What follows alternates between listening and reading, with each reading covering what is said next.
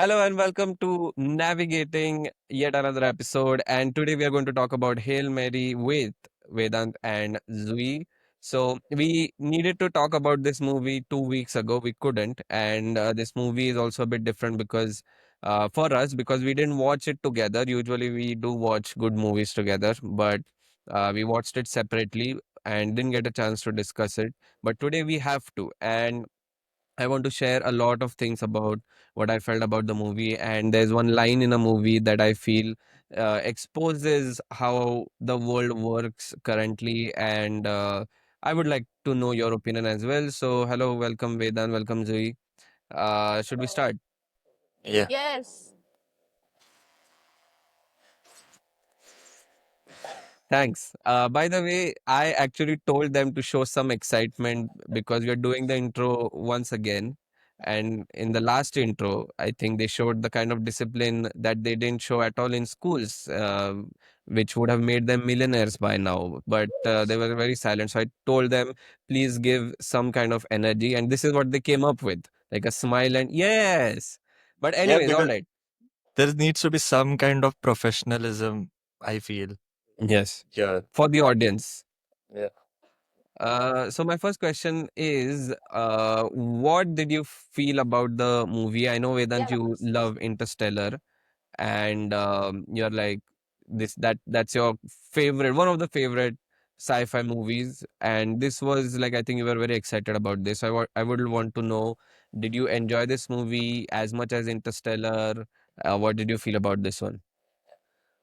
So, like as we discussed in the last episode as well, the biggest thing for me about this movie is that this is the first movie that I went to watch alone. So that in itself made the experience really great. And obviously the movie in itself was really good. It was not like the typical sci-fi, like I like sci-fi a lot, but it was not like the typical sci-fi movies where it's a very serious movie. Like the plot was serious that you need to save Earth, but the way it was depicted, it was really funny. It was light-hearted. They showed a lot of elements about friendship and humanity, which made it a really, a different kind of a movie. So I considered it as a really different experience, which I loved, watching. So yeah, and they also showed a lot of the things or the lot of the perspectives in the beginning. Like Ryan Gosling approaches things in a very scientific, in a very analytical or a rational point of way when it comes to work.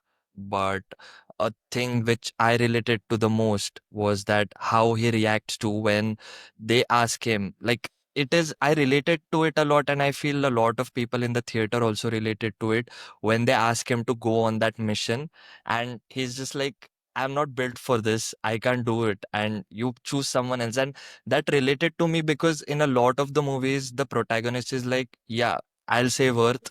I'm ready for it.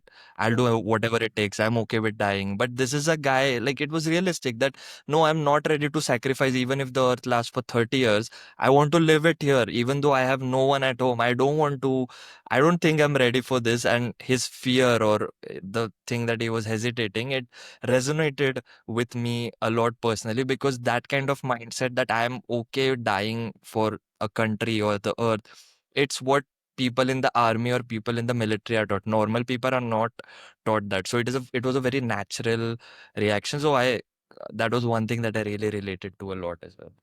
Yeah, yeah. Yeah, even I think the same thing that I thought of was this that it's very realistic because everywhere the protagonist is always like up to the task all the time. Even in Interstellar, like he was the one who was, he wanted to be there. He wanted to go leave his family behind and go save Earth, go to space. No matter how many years it takes, whatever it takes, he will go. So everywhere we have seen that the protagonist is always up to the task. More like uh, he he's the one who will suggest that I will go out. But here the situation was completely different. Even though he was to be like he had all of the knowledge to go there, but he was not ready emotionally.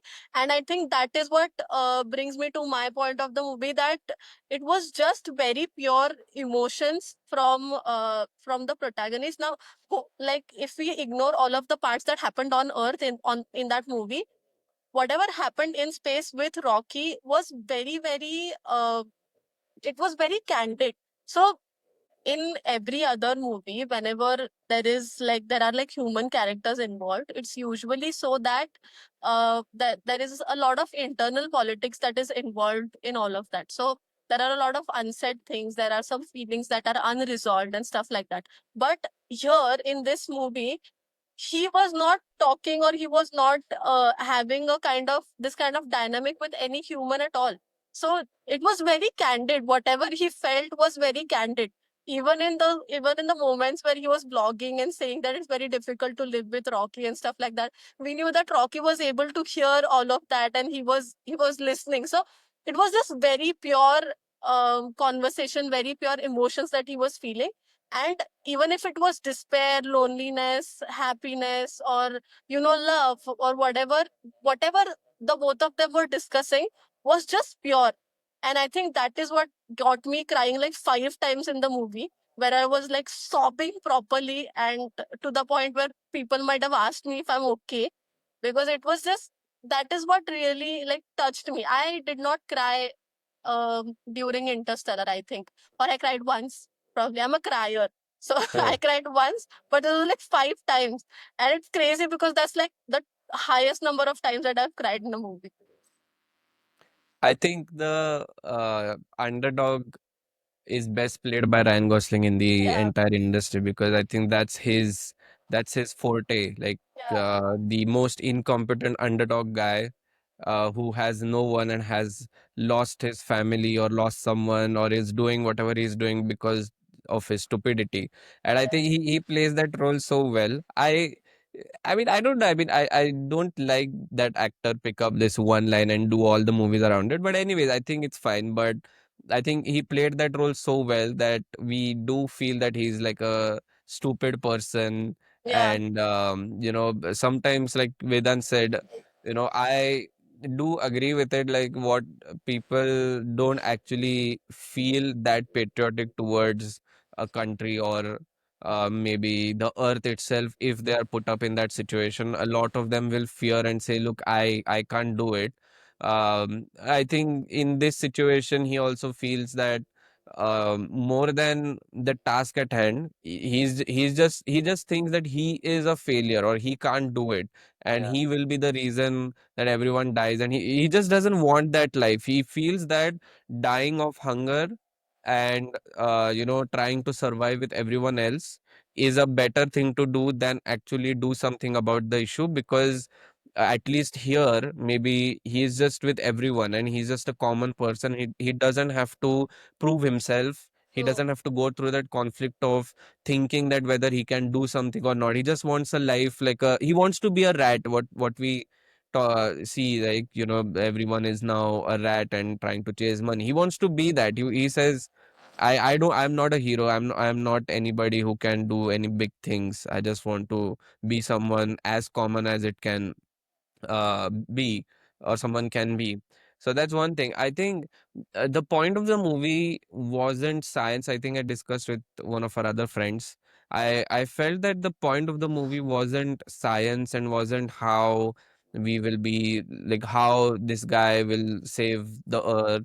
Or like it was in Interstellar. Interstellar was about True. science and how people figure out the problem, and they somehow apply it and then make sure that Earth survives. But this was, I think, the science and the story was in the background, and the actual story was about who we are individually and as society. I think individually we are lonely, we are uh, depressed and anxious and stressed all the time. We are always doubting ourselves. We are someone who wants company and who wants the comfort of someone else with us. We don't want to be alone in any kind of situation.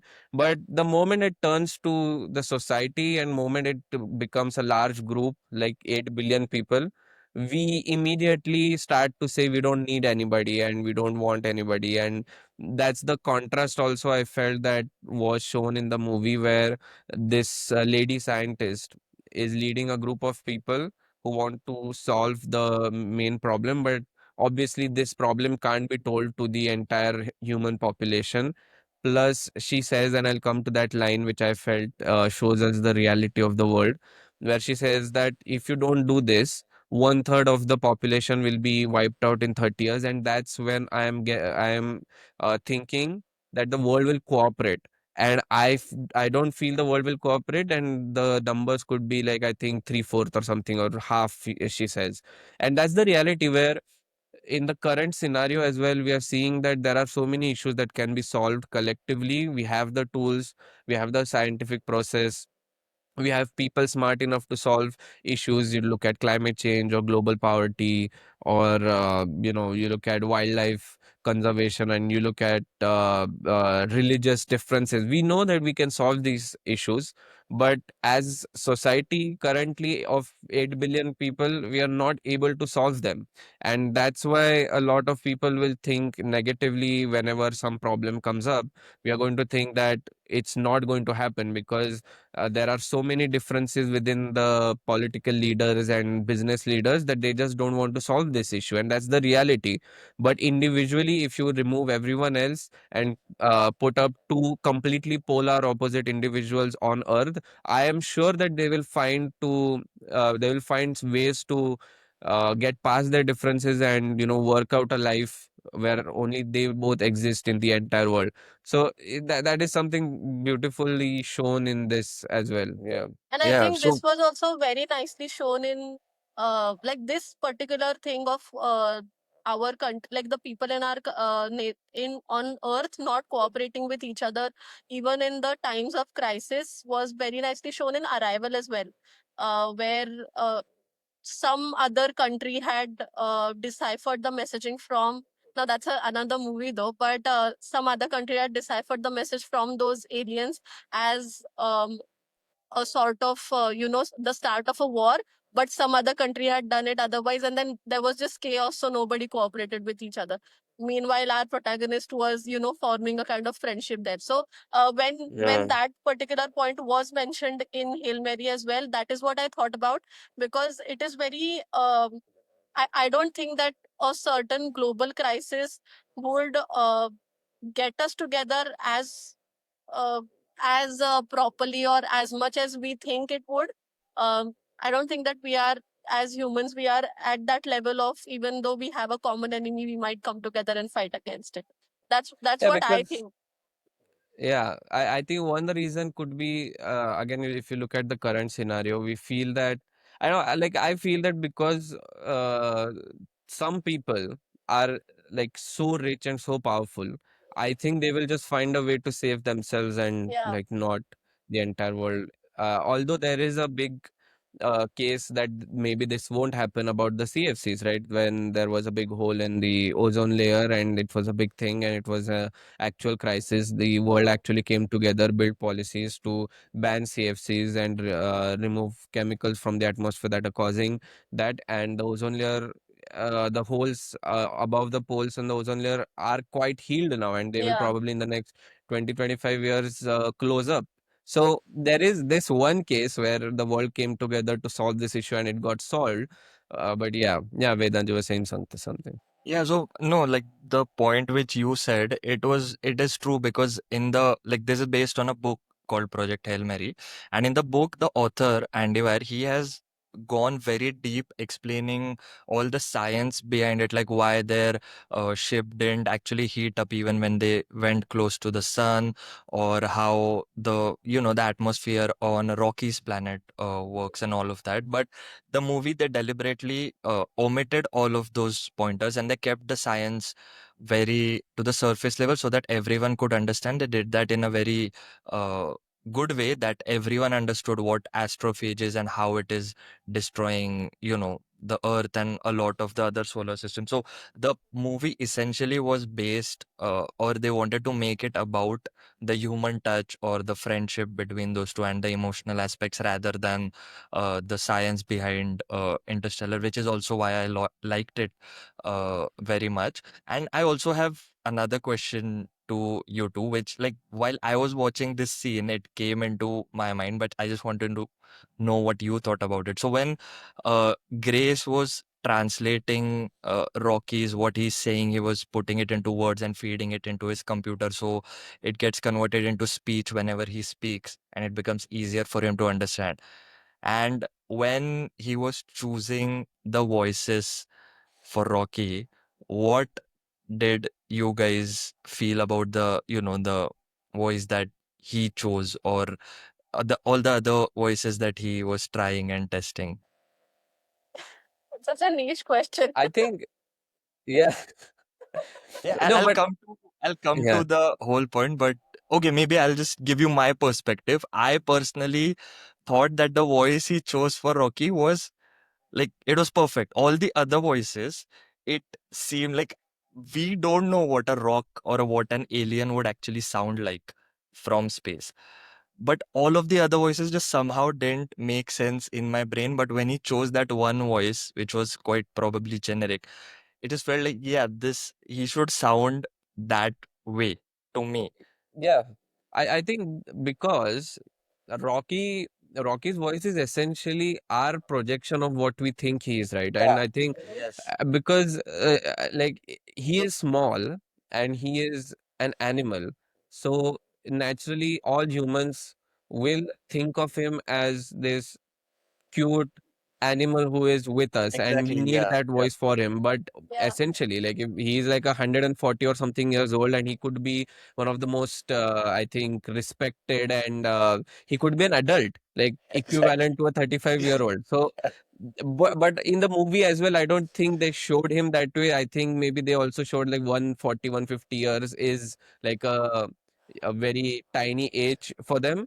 But he did sound a like a very young, what we say, like a very young And a very person. Yeah, cute I think, person. Yeah. and they So had that to is, do that. Yeah.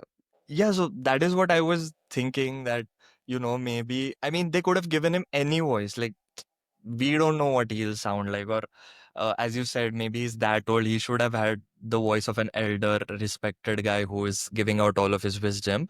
Yeah. But maybe then at that point, I was thinking that maybe everyone watching along with me in that theater, or everyone who watched the movie, probably thinks this way about what the voice was like. And then I was thinking that then how humans in general, if an alien comes to our planet, or if you're watching an alien in space, just that, even if we give them that voice, it probably brings out a comfortable or a familiar feeling within ourselves, when it is not even like, it is probably wired in our brain to think that way. But it should not make any difference how he sounds like. What should make a difference is what he's talking about. But somehow that just sort of brings that familiar feeling, which it brought to me as well, Mm. and that is why the movie was felt really cute and that way. So maybe it is Yeah. just patterns in our brain which Yeah. makes it feel that way. And so there's another movie with a like a very similar plot. Uh, who I think who's that? Not Andy Samberg. Who makes Pixels. these? No, who makes these Pixels. comedy movies, and he made the Grown Ups, and I think like Andy Samberg, right? no, but like it's a very similar. One minute, Jack I'll Black. just no, his name is. Anyways, like I can't remember, but anyways, the movie had a very similar plot, that this person finds out that there is an alien in his ship, and his mission is basically to again like go to a point in space and look at what it is. So this alien is traveling with him, but the size of the alien is much bigger than this person. So in that movie, they gave that alien the voice of a like a old British person. like a wise old British person, and it felt very correct because in terms of like how we perceive everyone is based on their size and based on how we want them to look at. So if they wanted to show this guy as the Rocky as this intelligent species who is very smart and not at all into fun and stuff, so they could have given him that wise old British voice, but they didn't because they wanted to show that both are naive, both are alone, both are immature, and that's why that voice had to be perfect for Rocky. Yeah, yeah, Yeah. Zoe. And the And voice of the spaceship also plays a huge role here because even that voice is of a woman and that sounds like a mother to them. So Yeah. both of them are always like goofing around in their silliness, and then the voice of the spaceship is always grounding them, sort of like in some scenes at least. But then that sounds like a motherly kind of voice. So I think that was also well thought And about. because they showed, like in all of the other movies, they show that aliens are invading our planet. We have to protect it, and we just have to kill them. Because they showed this in this movie that they are actually helping us, and they're not shown as evil, which is also which is I found personally a good thing, that maybe they are shown in a different light, that they're not always out there to kill us. Or and that is how realistically I imagine, if aliens exist in this universe and if we ever make contact with them, then this is how it would be like. They either feel that we are too self-destructive, and that is why they're not establishing contact, or we are probably not that evolved yet to have technological devices that may translate how they're communicating, or what. Like in this movie it is shown that Rocky cannot see, they can only hear things. So there can be any kind of species out there which live or talk or just in general behave way differently than what we are used to, and we probably will never be accustomed to that. That is why they are not trying to make contact, or even if they did, we don't have things that are evolved that much.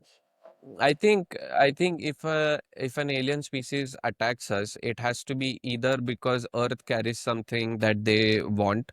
Because if we are not able to reach them, but they are able to reach them, that means there is like a huge difference between technology, and they would actually not care about us. Like we don't like we protect the tribal people, and we don't actually march there with our guns and kill them all because we feel that what, they should be protected. And I think that could be one thing that the advanced alien species might think, what, they are useless to us, so we should just uh, protect them. But they will have a war with us if we rise up to their technology, then we are a threat to them, so there will be a war-like situation. And the second, like the first thing that I said, Earth should carry something crazy, like if there is petroleum underneath the tribal land, or like the bauxite mine which is happening right now, where the government has sanctioned areas of tribals for mining. That has to be a case where an alien species comes in and they want Earth because Earth carries something that they need for their resources, which I feel maybe wouldn't happen because like it won't carry that significance if they can travel throughout universe. Like Earth is not that massive anyways, so that could be thing. But all right, so I'll come to my next question. What do you feel, or what do you think movies like Project Hail Mary do in a world like ours today? Do you think it carries any kind of significance? Do you think it's still just entertainment, nobody actually cares? Do you think it carries a message? I don't know, like, what is the role of a movie like this in today's world? Yeah. Please go ahead, Vedant. So yeah, like I personally feel that it obviously does carry significance, but just the fact that it is sci-fi, like all of the things that are showcased in the movie are probably not that realistic, or when a viewer, not like not me or you, but probably someone else who is watching the movie, they might look at it from a perspective that this is very unrealistic. Like traveling to such stars far away, and someone who might not have this much of knowledge about space or whatever is going on, that factor might actually lead them to just pursuing this as entertainment. But when we compare it to movies, like because we've discussed Durandar or something, because they show things, or they movies like action movies are actually realistic because they have soldiers, people from the army or spies, or we because we know that these institutions like RAW, ISI exist. So this is something that probably can happen, and it is happening behind the scenes that we are not aware of. That kind of a factor makes people believe or influences them more than movies like Hail Mary or Interstellar, mainly because they are very, very like probably science-based movies, and they do not show conflict in a way which your average Bollywood movie would, like a lot of scenes, a lot of blood.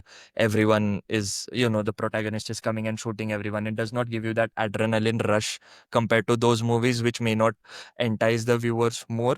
And secondly, also because the way these movies are shown in a very light-hearted and funny way might not make people take them as seriously as they would take other movies. So that is what I personally feel. But if you ask me as a viewer, I obviously liked it a lot, and it has a lot of significance on me because as an experience, I really enjoyed it. It like compared to the other movies I have watched recently in theaters, this one stood out because it was an experience in its own because of the visuals that they showed throughout the movie. I got goosebumps in that one scene where everything just turns pink on that planet when they Yeah, are orbiting it. So yeah, that is what I feel. I think similar to Vedant's point, it is a kind of a trend right now to have movies which are really stimulating in terms of action, or like a lot of murdering and blood and gore or horror and stuff like that. So I think even in like other genres of movies we have seen a decline. For example, there are even lesser rom-coms coming out as of now. There were a lot of rom-coms that used to come out before, but even the frequency of rom-coms have decreased, and then movies like these are there which are sci-fi, which is essentially the kind of genre that entails a certain level of uh, conflict or war, or for other movies that we have seen, even in Interstellar, for that matter, they do not touch the kind of emotional or the ground reality of human nature. So I don't think that these kind of movies will be accepted that well by the audience that likes movies like Durandar, or any kind of spy thrillers or murder mysteries or stuff like that. So I think even that kind of resistance has come to rom-coms as well, and maybe as an audience we have stopped stop the movies from penetrating the kind of emotions that we have to feel from a certain art, and we are only going there for those like 120 minutes of experience that we get there, and that kind of adrenaline rush that we get there only through fighting machines and this and that. So only that is what we're looking at movies, at least the masses, I would say. So they are only looking at movies from that point of view, that they go there and for those 2 hours or whatever, they just enjoy that. But after they come out of the theater, they are not carrying a piece of the movie outside with them. So these kind of movies are required, I would say, but I think there's a lot of resistance from the audience uh, for accepting movies like this. but I think you're underestimating subjectivity here a bit, because what you That's true. felt. Yeah, because I think a lot of people do actually feel or carry the movie with them, whether it is a movie like Dhurandhar or whether it is a movie like even uh, the most bland and basic Bollywood action movie. Because like if they watch it in theaters, because like theaters have that effect and you True. carry it for forward. I think the difference is between how you look at a movie and what you want to look at a movie and what bias you already carry True. going into the movie. Because I think for me and maybe for you as well, we already are like this. We already want people to working together. We already know that a lot of differences exist because of the hierarchy more than the individuals. And that's why when we are approaching this movie, it's confirming our bias and we love it. But for someone else who kind of doesn't like some other religion, or who kind of doesn't understand or has a different perception about terrorism and maybe geopolitics, they're going into a movie like Durandar already carrying that bias that Durandar is going to confirm. So for them it's going to that movie is going to carry a lot of significance, and they're going to think about it in the next 2 3 days as well. So I think that matters. And what you are saying is, if you take an overview of everything, I think then you are correct in what you're assessing. That okay, every movie is taken into one fishbowl, and we are assessing it in terms of every audience is the same and looking at the quality of the movie and what it is signifying. But it will be different for different people. But True. I would say this, that a movie like this should carry some significance, or I think that it carries significance, because at the time in the time such as these, when we have three wars, when we have atrocities, and when we have a very real problem of climate change, like the one with the astrophage and stuff, where we know that there is limited time for all of us and there is going to be suffering going forward. It's just because it is so slow, we don't talk about it that much. But in these times, a movie that shows that, or tries to show who humans are and how humans can solve a problem, that should be something that people should take home, more than if the movie could be real or not. And I think also one thing that we all know, and this movie also gives us, is that humans can actually come together and solve the problem. That won't be as difficult as running through the bureaucracy. So that's the world we live in right now. Yeah. And coming to the second last segment, Vedan, do you have anything for us that might interest us? Oh, Subtle I thought facts. that was the last segment. This is the second last. There is Oh, a surprise last segment for both of you. so you okay? So you twist. Yeah, I mean there are some things, like which are these are the things that are like in the book and which have not been included in the movie, but you might have read it and you might know it, but still I found it really fascinating. So yeah, so uh, Can't in the wait. book Blow it our has been minds. There is a lot of pressure. If our minds are not blown, you're out for the next two episodes. okay. Also, do you want to spoil it for the people who've not read the book but they want to read it? What about What about them? your No, gatekeeping no, habit? these are not game-changing things. These are very basic things which I found interesting. Okay. I don't know if you. Uh, So, yeah. So in the book, as I said, the author has mentioned a lot of the details. So he's also mentioned how much Rocky weighed. Like in the movie, he's shown as this tiny guy who's rolling around in a that ball of his, but he actually weighs like his planet's average weight, or if you consider that, he weighs like 168 kilograms in space. But because on his planet the gravity is higher, much more, he weighs 362 kilograms there. So imagine 300, that guy we saw in the movie was like 360 grams of mass. So that is one thing. And another thing was that, as Avnish already mentioned, that he was like very old, but actually he is like 291 years old in the movie when he's shown. And that is not even, that is around half of how much an average Iridian lives, because their average lifespan is like 689 Earth years. Time is different for them. And Earth. Another thing which was funny, which I found really funny, is that in the movie as well, Grace finds out that Rocky and his species, they are not probably as advanced as the humans, because they miscalculate the astrophage amount and mm, why they die because of the radiation. A lot of the uh, crew members on his ship die because of the radiation.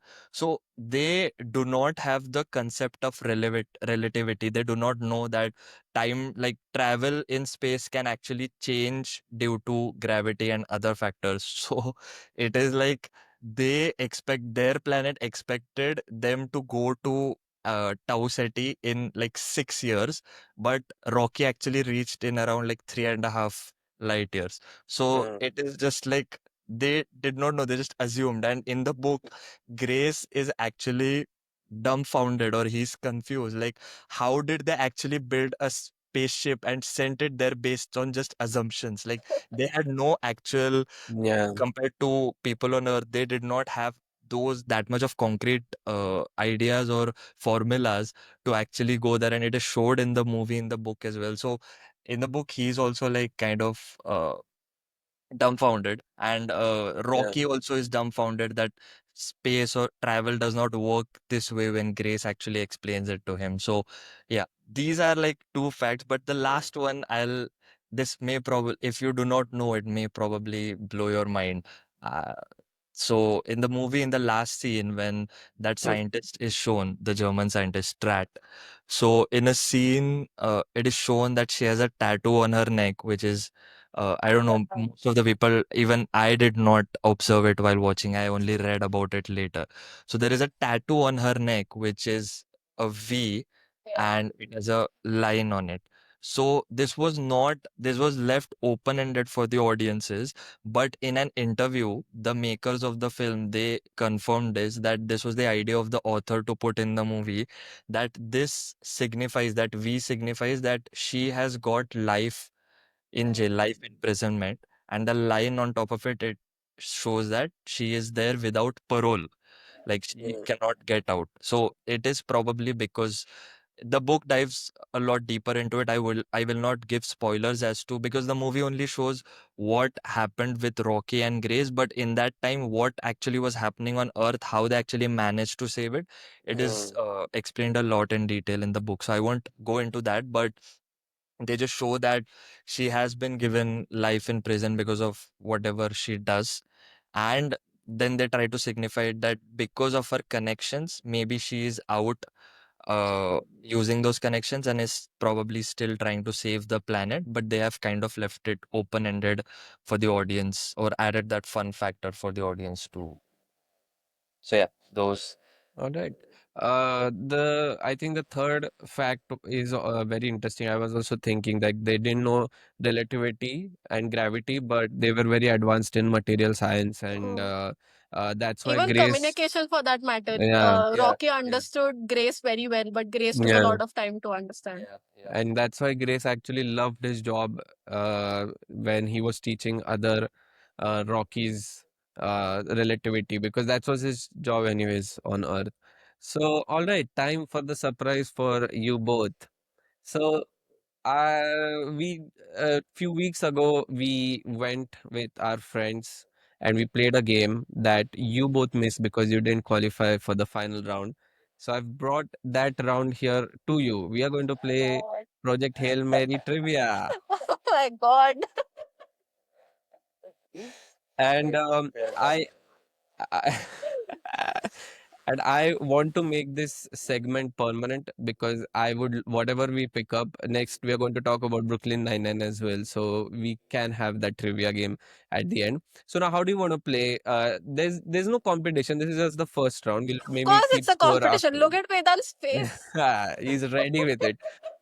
Uh, so, okay, let's do one thing. I have 10 questions. This is a friendly round. Next episodes, maybe we can keep scores. I'll ask alternate. If someone doesn't know the answer, you can pass on to the next. And if that person also doesn't know, I'll give you the Are you answer. going to give options? No options actually. Okay, But if okay. you want option, maybe I can give it. But these are not really difficult questions. It's something that if we just paid a bit of attention to the movie, Don't we'll say get that. it. You're underestimating my memory. Don't say that. Okay, first question goes to Zoe. Oh, jeez. It's Okay. categorized as easy, and it is very easy. What is the name of the main protagonist? And we need a Grace. full name. We need a full name. Oh, Jesus. Wait, let me. Vedant, do you have? Is it Randall Grace? close. Do you want to give an attempt, Vedant? It's very close. Vedant will know. Ryland, Ryland Grace, right? Yes, You asked me, right? Yeah, yeah. yes, Ryland Grace. All right, second question to Vedant. What is Ryland Grace's profession before the mission? He's a school teacher. I mean, he's teaching kids. Yeah, right. What? That Third was the question. easy question. No. That's not fair. Uh, Zui, now I mean it is categorized as easy, but still give the full answer. What problem is threatening Earth at the start of the story? Uh, the Describe the astrophage. problem. Yeah. Yeah. The astrophage is sucking the energy out of the sun. So we won't have a sun after a point of time. All right. Correct answer. The sun is losing energy due to astrophase. Now this is also very easy. We have all. I don't think we should do this question because we have already answered it. Um, okay. So Vedant, this is a bit of a sciencey question. What is unusual about how astrophase stores and releases energy? So how the think about how astrophase was actually used as a fuel. Think about the property and give me the answer. Like what does it do exactly? So, what does astrophage do is the question. Now the question is, I'll repeat. What is unusual about how astrophase stores and releases energy?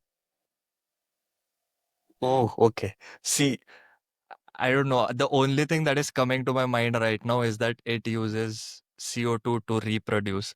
But I don't know if that is the answer. I don't know. So maybe you can pass this on. Zoe, I'm not aware of this. do I you want me think to the repeat the question? okay. What is unusual about how astrophage stores and releases energy? Uh, from what I remember, I think the astrophage uses the energy from the sun and uses it to travel. Is what I remember. Okay, so you are a bit close, but the real answer is if you go back to how they use it as a fuel, it's basically they store the sun's energy and they store it in a way that if they die, they release massive amount of heat and Oh, release okay. it as energy that helps the spaceship to propel forward, and that is something that in the earth does not possess. Like it's way more than nuclear power as well.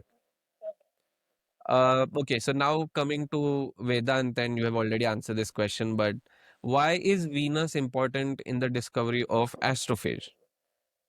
I mean, I just because it help the astrophage goes to Venus to Yeah, reproduce and then comes back. right, correct answer. Okay, why can't Rocky survive in Grace's environment without assistance? So it's a bit of a science question, a bit difficult question.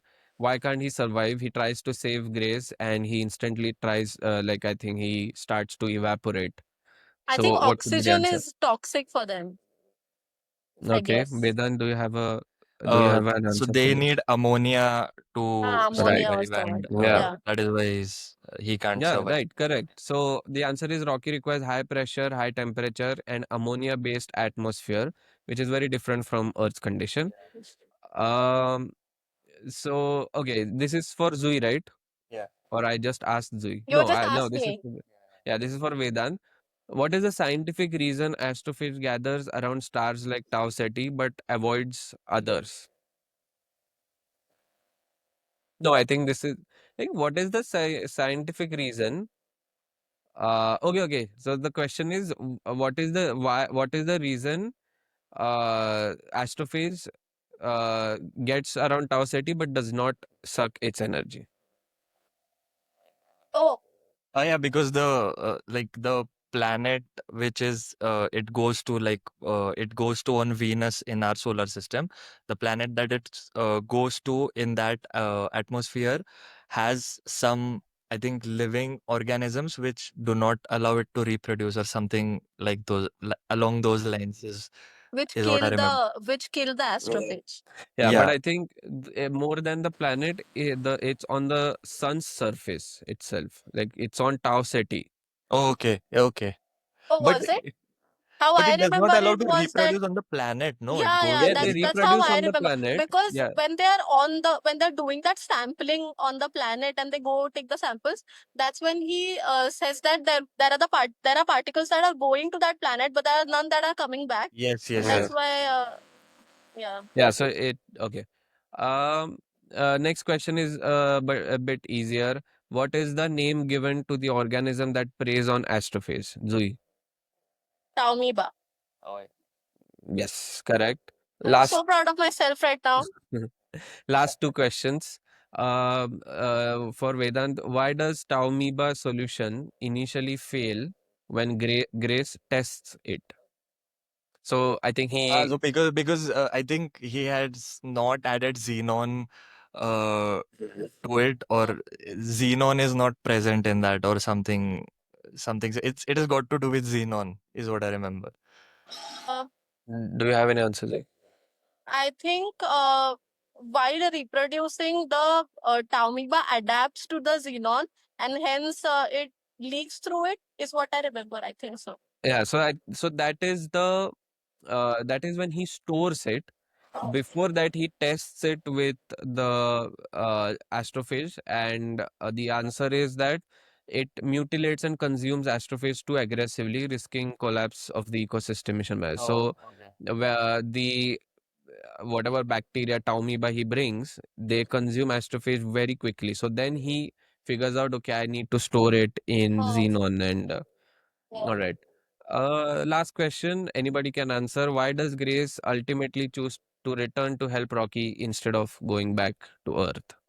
Because he knows that the astrophage is leaking and it will destroy the ship.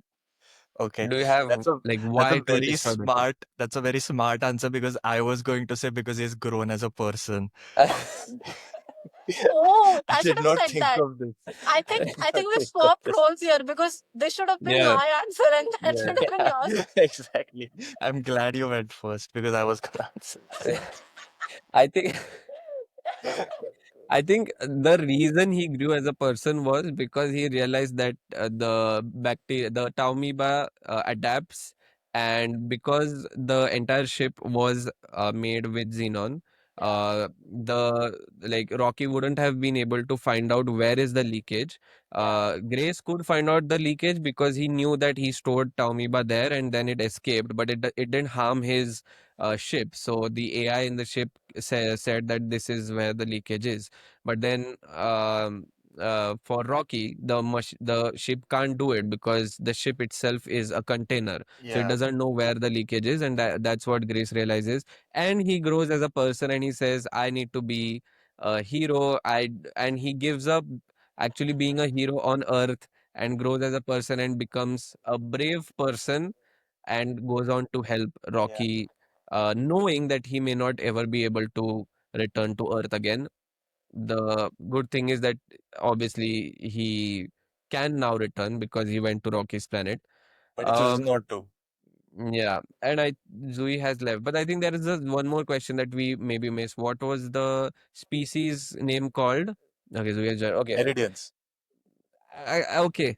I was going to complete the question, but anyways, you've answered. So last question before we end. What is the name of the species and what is the name of the planet for that species? So Eridians, like you have Yeah. already said, Erid but was what the is the name of the planet, right? yeah, what is the name of the planet? Erid was the name of the planet, I'm thinking. There is one Is answer it to is that. it something like 40 uh, Yes. arid something? I don't Yeah. exactly I just remember reading it. The answer is 40 Eridani. Like that's Crazy. Eridani. the Oh, yeah. okay. Yeah. All right. Vedant was really close there though. Yeah. And um also these two Tau Ceti also exists in real in the yes. Yeah, universe, yeah. and that Iridian planet also exists. So it is based on those two. That is Yeah, also I think yeah, if people are interested in the science of the movie, the director sorry, the author has actually yeah. The talked book has a about lot of yeah things. in even Star Talk from Neil deGrasse Tyson. I think he's went there and talked about a lot of science, so you can catch that. But how did you enjoy this surprise, both of you? Yes, we did. I think it was long overdue as well. And it was very much like the round that happened when we went for the trip, because it was very skewed, I must say. And I feel like So, do you think I should have this segment after every episode if we Yeah, Vedant discuss? will like yeah, yeah, yeah. Vedant is a popping toy right now. It just shouldn't be this technical because I don't know. It was a lot scientific then because Yeah, on the surface level I remember things, but like as you some of the questions were like too yeah. deep. But okay, It I should be mean more that's a emotional, like challenge. the character grew as a person. And that's how they went to save. Yeah, I mean, we watch Race 3, and the question could be, why did Salman Khan save his dad? Because he grew as a person and as an actor. So, Yeah. all right, a fun end. I enjoyed the movie, and I hope that we can watch more sci-fi movies. I love sci-fi movies. And Alone. anyways, if you, yeah, We watch them alone and then have our own perspective. uh, Not no, then necessarily. yeah, we should watch them together, man. What are you Please. talking like? Yeah, The I what's mean, literally happening the with you? we discuss it together. We should watch it alone, probably. No, because Vedant has gone and saw by himself, seen by himself, and I'm a now he's changed all, man. yeah, he's a changed man, and he's always like, he's a pioneer for us to go and see movies alone. Yeah, I don't if think we so, man. it, yeah, I think we should watch them together. it's a new trend if we for start me. watching movies alone, our friendship might be Yeah, rocky. and I So, think I'll become way too uh, independent for you guys, for your own good, okay, honestly. should we end this now? I don't feel that you want to end this. So let's end the episode. We've talked about it. If you like the episode, do subscribe and catch us in the next episode. We are going to talk, I think, something about a women head coach and how she has changed sports for women forever. So that's going to be an interesting episode. Do catch us then as well, and we'll meet. Until next time.